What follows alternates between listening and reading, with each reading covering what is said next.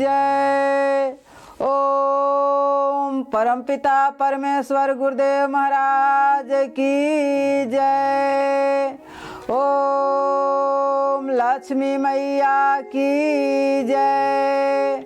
ओम अपने अपने माता पिता गुरुजनों की जय। ओम पति परमेश्वर देव महाराज की जय। ओम श्री पहारी जी श्री महाराज श्री महावीर जी की जय। ओम सभी संतों की जय। ओम सभी पवित्र आत्मा की जय। हे नाथ, आपके शरण में मैं श्रद्धा भक्ति से नमन करती हूँ प्रभु। स्वीकार करेंगे हे नाथ, दया करेंगे, आए हुए भक्तगण पर दया करेंगे, कल्याण करेंगे, रक्षा करेंगे। आप लोग सभी आनंद पूर्वक इस कथा को श्रवण करेंगे। श्री सतगुरु बृहस्पति देव भगवान की जय। सत भोला स्वामी की जय। श्री पहाड़ी श्री महाराज श्री महावीर जी की जय। श्री रंगराज गुरु महाराज गुरु सीताज गुरु की जय। बोल दे माता पिता की जय। भक्त भगवान की जय। बोल दे सभी संप्रदाय की जय। सर्व आनंद की जय। पाप की नाश हो, सत्य की जय हो, रोग की नाश हो, गया की कंचन हो, गया की कंचन हो, सर्व विद्यावान की जय जयकार हो। ओम रिद्धि सिद्धि की जय। शुभ लाभ की जय। स्वास्थ्य वाचक की जय। गुरु चरणों की जय। परम पिता परमेश्वर की जय। धन धन गुरुदेव महाराज की जय। आप सब बृहस्पति देव को कथा आनंद से श्रवण करें। ओम शांति ओम शांति ओम शांति शांति शांति। प्राचीन समय की बात है। भारत में एक राजा राज करता था। वह बड़ा प्रतापी तथा दानी था। वह नित्य प्रतिदिन मंदिर में भगवान दर्शन करने जाता था। वह ब्राह्मण और गुरु की सेवा किया करता था। उसके द्वार से कोई भी अचानक निराश होकर नहीं लौटता था। वह प्रत्येक गुरुवार को व्रत रखता एवं पूजन करता था। हर दिन गरीबों की सहायता करता था। परंतु यह सब बातें उसकी रानी को अच्छी नहीं लगती थी। वह न व्रत करती और न किसी को एक भी पैसा दान में देती थी। वह राजा से भी ऐसा करने को मना किया करती थी। एक समय की बात है कि राजा शिकार खेलने वन को चले गए। घर पर रानी और दासी थी। उस समय गुरु विष्णु भगवान साधु का रूप धारण करके राजा के दरवाजे पर भिक्षा मांगने आए। साधु ने रानी से भिक्षा मांगी तो वह कहने लगी, हे साधु महाराज, मैं इस दान पुण्य से तंग आ गई हूँ। इस कार्य के लिए तो मेरे पति देव हूँ बहुत है। अब आप ऐसी कृपया करें कि सारा धन नष्ट हो जाए तथा मैं आराम से रह सकूं। साधु रूपी बृहस्पति देव ने कहे, हे देवी, तुम बड़ी विचित्र हो। संतान और धन से कोई दुखी नहीं होता है। इसको तो सभी चाहते हैं, चाहे पापी भी पुत्र हो और धन की इच्छा करता है। अगर तुम्हारे पास अधिक धन है तो भूखे मनुष्यों को भोजन कराओ, प्यास लगाओ, ब्राह्मणों को दान दो, धर्मशालाएं बनवाओ, कुआं तालाब बाड़ी बाग बगीचे आदि का निर्माण कराओ तथा निर्धनी कुंवारी कन्याओं को विवाह कराओ। साथी अति करो। इस प्रकार के कर्मों से आपको कुल का और आपको नाम परलोक में सामर्थ्य होगा एवं स्वर्ग की प्राप्ति होगी। परंतु रानी साधु की इन बातों से खुश नहीं हुई। उसने कहा, हे साधु महाराज, मैं इस दान पुण्य से तंगी आ गई हूँ। मुझे ऐसे धन की आवश्यकता नहीं है जिसको मैं अन्य लोगों को दान दूं तथा जिसको रखने और संभालने में मेरा सारा समय नष्ट हो जाए। साधु ने कहा कि हे देवी, यदि तुम्हारी ऐसी ही इच्छा है तो जैसे मैं बताता हूँ तो ऐसा ही करना। बृहस्पतिवार को दिन घर को गोबर से लिपना, अपने केशों को पीली मिट्टी से धोना, केशों को धोते समय स्नान करना, राजा से कहना वह हजामत करवाए, भोजन में मांस मंदिरा खाना, कपड़ा धोबी के हाथ धुलवाने देना। इस प्रकार 7 बृहस्पतिवार करने से तुम्हारा धन नष्ट हो जाएगा। यह कहकर साधु महाराज रूपी विष्णु भगवान अंतर ध्यान हो गए हैं। रानी ने साधु के कहने के अनुसार 7 बृहस्पतिवार तक वैसा ही करने का विचार किया। साधु के बताए अनुसार कार्य करते हुए केवल 3 बृहस्पतिवार ही बीते थे, उसकी समस्त धन संपत्ति नष्ट हो गई। इतना ही नहीं, भोजन के लिए दोनों समय परिवार तरसने लगा तथा सांसारिक भोगों से दुखी रहने लगा। तब वह राजा रानी से कहने लगा कि हे रानी, तुम यहाँ पर हो, मैं दूसरे देश को जाता हूँ, क्योंकि यहाँ पर मुझे सभी मनुष्य जानते हैं, इसलिए मैं यहाँ कोई कार्य नहीं कर सकता। मैं अब परदेश जा रहा हूँ, वहाँ कोई काम धंधा करूंगा, शायद हमारे भाग बदल जाए। ऐसा कहकर राजा प्रदेश चला गया। वह वहां जंगल से लकड़ी काट कर लाता और शहर में बेचता, इस तरह जीवन व्यतीत करने लगा। इधर राजा के बिना रानी और दासियां दुखी रहने लगी। किसी दिन भोजन मिलता और किसी दिन जल पीकर ही रह जाती। एक समय रानी और दासियों को 7 दिन बिना भोजन के व्यतीत करना पड़ा। तो रानी ने अपनी दासी से कहा कि हे दासी, यहाँ पास ही के नगर में मेरी बहन रहती है, वह बड़ी धनवान है, तू उसके पास जा और वहाँ से 5 सेर बेसन मांग कर ले आ, जिससे कुछ समय के लिए गुजर हो जाएगा। दासी रानी की बहन के पास गई। रानी की बहन उस समय पूजा कर रही थी, बृहस्पतिवार का दिन था। दासी ने रानी की बहन से कहा कि हे रानी, मुझे आपकी बहन ने भेजा है, मुझे 5 सेर बेसन दे दो। दासी ने यह बातें अनेक बार कही, परंतु रानी की बहन उसे कोई उत्तर नहीं दिया, क्योंकि वह उस समय विष्णु भगवान की कथा सुन रही थी। जब दासी को रानी की बहन से कोई उत्तर नहीं मिला तो वह बहुत दुखी हुई, उसे क्रोध भी आया। वह लौटकर रानी से बोली, हे रानी, आपकी बहन बहुत ही धनी स्त्री है, वह छोटे लोगों से बात भी नहीं करती। मैंने उससे कहा तो उसने कोई उत्तर नहीं दिया। मैं वापस चली आई। रानी बोली, हे दासी, इसमें उसका कोई दोष नहीं है। जब बुरे दिन आते हैं तब कोई सहारा नहीं देता है। अच्छे बुरे का पता विपत्ति में ही लगता है। जो ईश्वर की इच्छा होगी वही होगा। यह सब हमारे भाग्य का दोष है। उधर रानी की बहन ने सोचा मेरी बहन की दासी आई थी, परंतु मैं उससे नहीं बोली, इससे वह बहुत दुखी हुई होगी। अतः कथा सुन और विष्णु भगवान का पूजन समाप्त कर वही अपनी बहन के घर लौट आई और कहने लगी, हे बहन, मैं बृहस्पतिवार का व्रत कर रही थी, तुम्हारी दासी हमारे घर गई थी, परंतु जब तक कथा होती है तब तक हम लोग न उठते हैं और न बोलते हैं, इसलिए मैं नहीं बोली। कहो दासी क्यों गई थी? रानी बोली, बहन, हमारे घर अनाज नहीं था, वैसे तुमसे कोई बात छिपी नहीं है, इस कारण मैंने दासी को तुम्हारे घर 5 सेर बेसन लेने के लिए भेजा था। रानी की बहन बोली, बहन देखो, विष्णु भगवान सबकी मनोकामना पूर्ण करते हैं, देखो शायद तुम्हारे घर में अनाज रखा होगा। यह सुनकर दासी घर के अंदर गई तो वहां उसे एक घड़ा बेसन का भरा मिल गया। उसे बड़ी हैरानी हुई थी, क्योंकि उसने एक एक बर्तन देख लिया था। उसने बाहर आकर रानी को बताया। दासी अपनी रानी से कहने लगी कि हे रानी, देखो, वैसे हमको जब अन्न नहीं मिलता तो हम रोज ही व्रत करते हैं, अगर इनसे व्रत की विधि और कथा पूछ ली जाए तो उसे हम भी किया करेंगे। दासी के कहने पर रानी ने अपनी बहन से बृहस्पतिवार व्रत के बारे में पूछा। उसकी बहन ने बताया, हे रानी बहन, बृहस्पतिवार को सूर्योदय से पूर्व उठकर स्नान करके विष्णु भगवान का व्रत करना चाहिए, लेकिन उस दिन सिर नहीं धोना चाहिए। बृहस्पतिवार के व्रत में चने की दाल और मुनाका से विष्णु भगवान का केले की वृक्ष की जड़ में पूजन करे तथा दीपक जलावे। उस दिन एक ही समय भोजन करे, भोजन पीले खाद्य पदार्थ का करे तथा कथा सुने। इस प्रकार करने से गुरु विष्णु भगवान प्रसन्न होते हैं, अन्न पुत्र धन देते हैं, मनोकामना पूर्ण करते हैं। व्रत और पूजन की विधि बताकर रानी की बहन अपने घर लौट गई। रानी और दासी दोनों ने निश्चय किया कि विष्णु भगवान का पूजन जरूर करेंगे। 7 दिन बाद जब बृहस्पतिवार आया तो उन्होंने व्रत रखा, घुड़सवार में जाकर चना और गुड़ बीन लाई तथा उसकी दाल से केले की जड़ तथा विष्णु भगवान का पूजन किया। अब भोजन पीला कहाँ से आए? दोनों बड़ी दुखी हुई, परंतु उन्होंने व्रत किया था, इस कारण विष्णु भगवान प्रसन्न थे। एक साधारण व्यक्ति के रूप में 2 थालों में सुंदर पीला भोजन लेकर आए और दासी को देकर बोले, हे दासी, यह भोजन तुम्हारे और रानी के लिए है, तुम दोनों भोजन करना। दासी भोजन पाकर बड़ी प्रसन्न हुई और रानी से बोली, रानी जी भोजन कर लो। रानी को भोजन आने के बारे में कुछ पता नहीं था, इसलिए वह दासी से बोली, जा तू ही भोजन कर, क्योंकि तू हमारी व्यर्थ में हंसी उड़ाती है। दासी बोली, एक व्यक्ति भोजन दे गया है। रानी कहने लगी, वह भोजन तेरे ही लिए दे गया है, तू ही भोजन कर। दासी ने कहा, वह हम व्यक्ति दोनों के लिए 2 थालों में सुंदर पीला भोजन दे गया है, इसलिए मैं और आप दोनों ही साथ साथ भोजन करेंगे। दोनों ने गुरु विष्णु भगवान को नमस्कार कर भोजन प्रारंभ कर दिए। उसके बाद से वह प्रत्येक बृहस्पतिवार को गुरु भगवान को व्रत और पूजन करने लगा।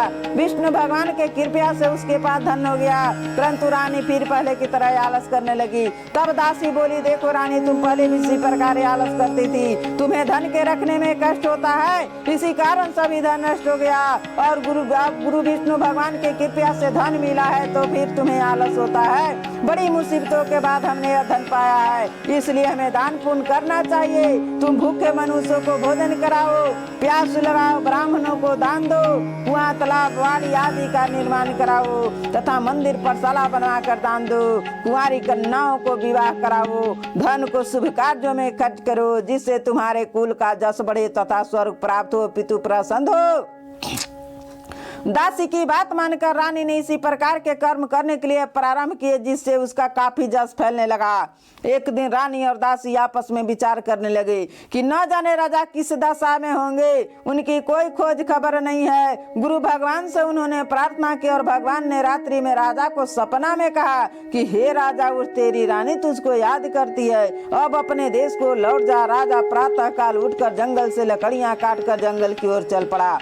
जंगल से गुजरते वह सोचने लगा कि रानी की गलती से उसे कितने दुख भोगने पड़े। राजपाट छोड़कर उसे जंगल में आकर रहना पड़ा, जंगल से लकड़ियां काटकर उन्हें बेचकर गुजारा करना पड़ा। उसी समय उस जंगल में विष्णु भगवान एक साधु का रूप धारण करके आए और राजा के पास जाकर बोले, हे लकड़हारे, तुम इस सुनसान जंगल में किस चिंता में बैठे हो, मुझे बतलाओ।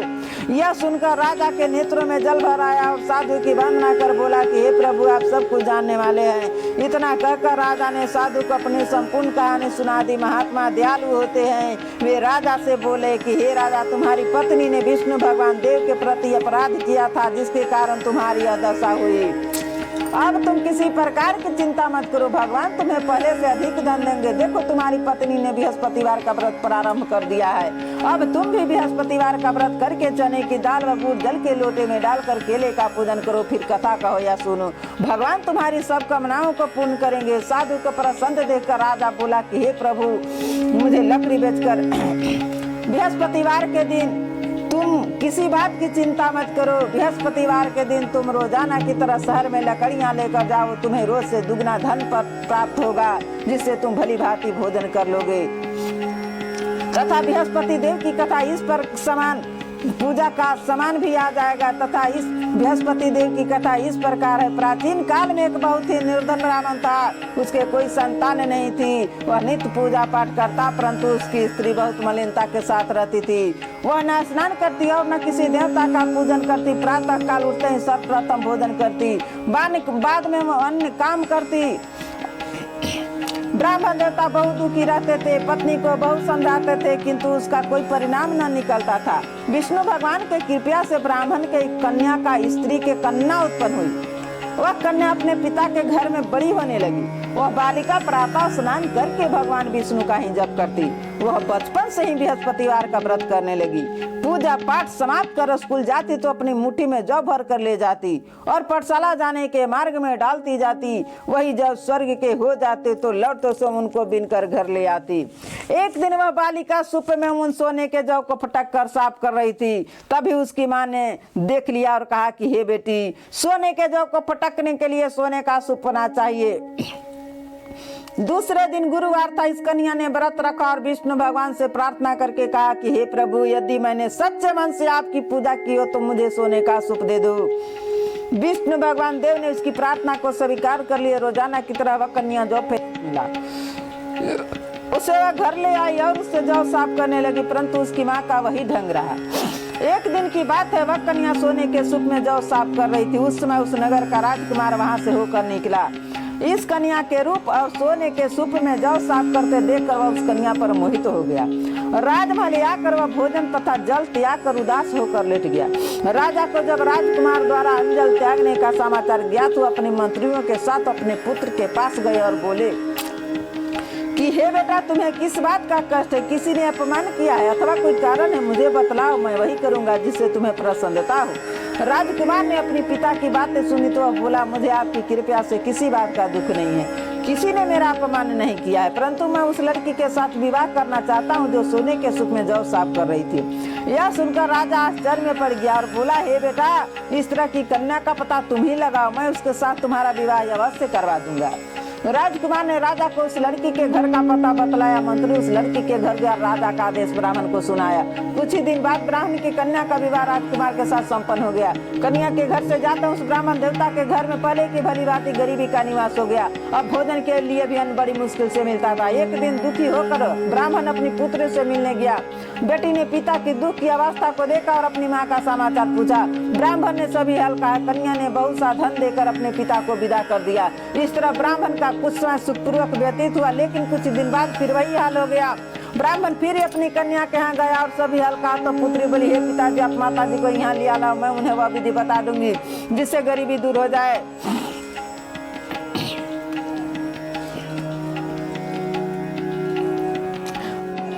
पुत्री को बहुत गुस्सा है। उसने एक रात कोठरी से सारा सामान निकाल दिया और अपनी माँ को बंद कर दिया। प्रातः उसमें से उसे निकाला तथा स्नान करा के पूजा पाठ करवाया तो उसकी माँ की बुद्धि ठीक हो गई। इसके बाद से वह नियम से पूजा पाठ करती और प्रत्येक बृहस्पतिवार को व्रत रखने लगी। इस व्रत के प्रभाव से स्वर्ग को गई। वह ब्राह्मण में सुख पूर्वक श्लोक पर लटका दिखाई नहीं दिया तो रानी को निश्चय होगा मेरा हरीश लकड़हारे ने चुरा लिया है। उसे सैनिक बुलवा कर उसको जेल में डलवा दिया। जब लकड़हारा जेलखाने में गया तो बहुत दुखी होकर विचार करने लगा, न जाने कौन से पूर्व जन्म के कर्म से मुझे आज दुख प्राप्त हुआ है। और उसी साधु को याद करने लगा जो जंगल में मिला था। तत्काल विष्णु भगवान साधु के रूप में प्रकट हो गए और उसकी दशा को देखकर कहने लगे कि अरे मूर्ख, तूने विष्णु भगवान देवता की कथा नहीं कही, इसी कारण तुझे दुख प्राप्त हुआ है। अब चिंता मत कर, बृहस्पतिवार के दिन जेलखाने के दरवाजे पर 4 पैसे पड़े मिलेंगे। उनसे तू बृहस्पति देव की पूजा करना, तेरे सभी कष्ट दूर हो जाएंगे। अगले बृहस्पतिवार से जेल के द्वार पर 4 पैसे पड़े मिले। राजा ने पूजा का सामान मंगवाकर कथा कर प्रसाद बटा उसे रात्रि को विष्णु भगवान देव ने उस नगर के राजा को सपना में कहा, हे राजा, तुमने किस शादी को जेलखाने में बंद कर दिया? वह निर्दोष है, वह राजा है, उसे छोड़ देना। रानी का उसी पुत्र का लड़का हुआ है। अगर तू ऐसा नहीं करेगा तो मैं तेरे राज्य को नष्ट कर दूंगा। राजा प्रातः काल उठा, पुत्री को हाथ लगा देकर लकड़हारे को बुलवाकर क्षमा मांगी तथा राजा के सुंदर वस्त्र आभूषण से लेकर विदा किया। के अनुसार राजा अपने नगर को चल दिया। राजा जब नगर में पहुंचा तो उसे बड़ा न्याय चला। नगर में पहले से अधिक बात तथा बहुत धर्मशाला की राजा ने पूछा, यह किसका बात धर्मशाला है? नगर में सब लोग मैंने यह सब रानी को दासी द्वारा बताया गया। राजा को सच बात गुस्सा किया। जब रानी ने खबर सुनी कि राजा आ रहे तो उसने अपनी दासी से कहा, इधर से देख, राजा हमको कितनी बुरी हालत में छोड़ गए थे, वह हमारी ऐसी हालत देखकर लौट में जाए, इसलिए तो दरवाजे पर खड़ी हो जा। रानी के अनुसार दासी दरवाजे पर खड़ी हो गई। जब राजा को उन्हें अपने साथ महल में जाकर लाई, तब राजा ने क्रोध में अपनी तलवार निकाली और पूछने के बाद, बताओ यह धन तुमने कैसे प्राप्त किया है? तब रानी ने बताया कि हमें यह सब धन विष्णु भगवान के व्रत के प्रभाव से प्राप्त हुआ है। राजा ने तब निश्चय किया कि 7 दिन प्रातः सभी लोग विष्णु भगवान का पूजन करते हैं, परंतु मैं रोजाना दिन में 3 बार कथा कहा करूंगा तथा रोज व्रत किया करूंगा। अब हर समय राजा के दुपट्टे में चने की दाल बनती रहती है तथा दिन में 3 बार कथा करता। लेकिन राजा ने विचार किया, चलो अपनी बहन के यहाँ हो आए। इस तरह का नीचे से राजा कोई पछतावा गया, अपनी बहन के यहाँ चल गया। मार्ग में उसने देखा कि कुछ आदमी अपने मुद्दे के लिए जा रहे हैं। ये लोग का राजा कहने लगा, अरे भैया, विष्णु भगवान की कथा सुन ले, बोले जो हमारा मालूम हो गया इसको कथा से नहीं करिए। परंतु कुछ आदमी बोले, अच्छा कहो, हम तुम्हारी कथा सुनेंगे। राजा ने गाड़ी का एक कथा कहानी शुरू कर दी। जब कथा आदि को मुद्दा ही लगा और जब कथा समाप्ति के दौरान रात करके वो मुद्दा खड़ा हो गया। राजा के महाराज से चलते चलते शाम हो गई। आगे मार्ग में उसने एक किसान खेत में हल चलाता मिला। राजा उसे बोला, अरे भैया, तू मेरी विष्णु भगवान की कथा सुन लो। वे बोले, किसान बोला, जब तक मैं तेरी कथा सुनूंगी तो जब तक मैं 4 हरान जोत लूंगी। जा किसी और की कथा किसी और को सुनाना।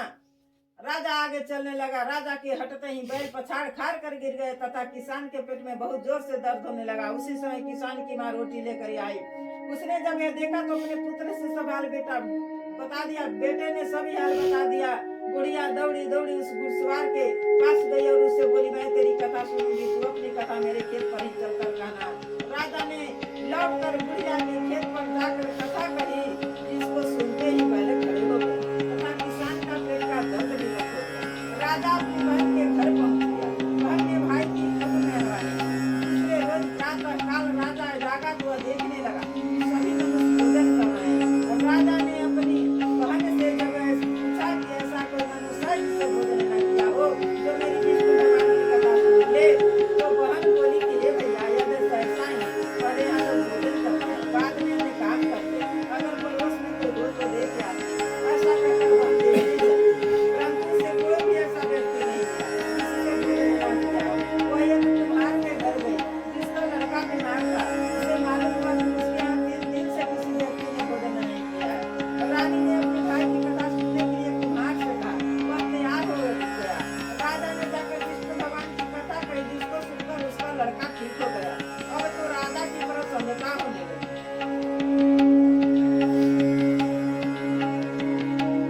एक दिन राजा ने अपनी बहन से कहा, हे बहन मैं अपने घर जाऊंगा, तुम भी तैयार हो जाओ। राजा की बहन ने अपनी सास से अपने भाई के साथ जाने की आज्ञा मांगी। सास बोली चली जा, परंतु अपने लड़कों को मत ले जाना कि अपने भाई को कोई संतान नहीं होती है। बहन ने अपने भाई से कहा, हे भैया मैं तो चलूंगी, परंतु कोई बालक नहीं जाएगा। राजा ने कहा जब कोई बालक नहीं चलेगा तब तुम जाकर ही क्या करोगी। दुखी मन से राजा ने अपने नगर को लौटाया। राजा ने अपनी रानी से कहा कि हम निसंतान है, इसलिए कोई हमारे घर आना पसंद नहीं करता।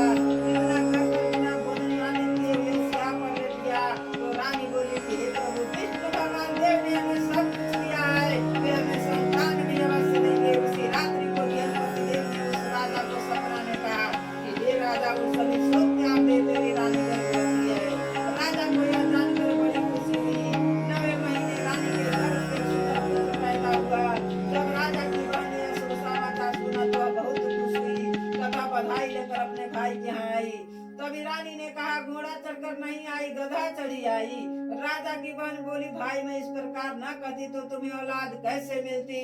विष्णु भगवान देव ऐसे ही है, जिसके मन में जो कामनाएं रहती है सभी को पूर्ण करते हैं।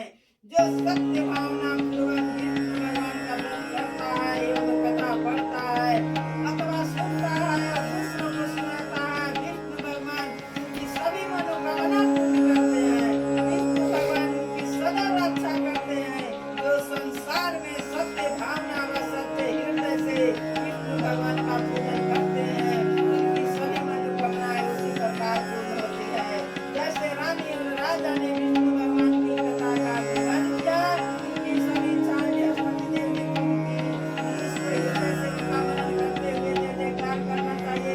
श्री बृहस्पति देव भगवान की जय। परम पिता परमेश्वर गुरुदेव महाराज की जय।